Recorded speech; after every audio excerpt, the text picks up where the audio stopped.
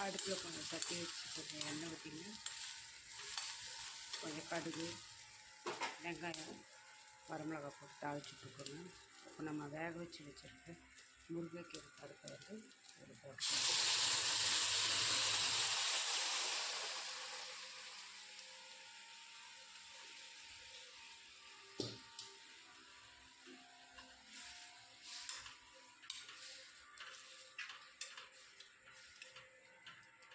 மூடி வச்சு ஒரு கொதி வரட்டுங்க.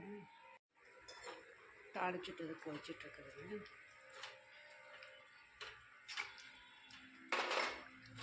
இதில் இப்போ நம்ம ஒரு ஸ்பூன் சாம்பார் தூள் போட்டுக்கலாமா.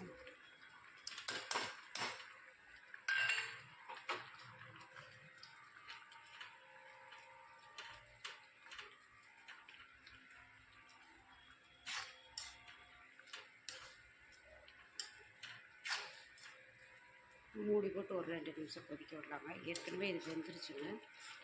இது மசாலா மட்டும் வெந்தால் போடணும், பச்சை வாசம் போடும்.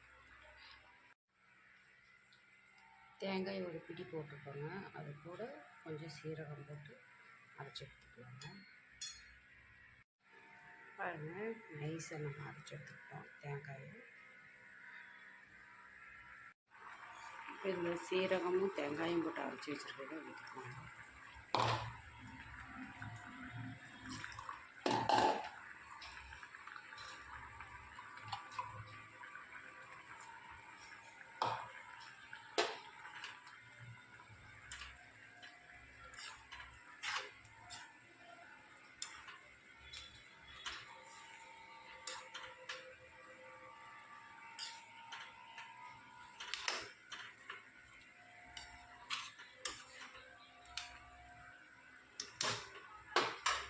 ஒரு கொதி வரட்டுங்க, நிறுத்திடலாம்.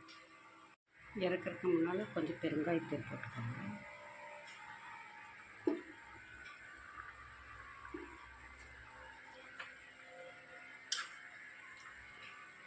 அவ்வளோதாங்க, முருங்கைக்கீரை அரைச்சி விட்ட சாம்பார் ரெடி ஆகிடுச்சு.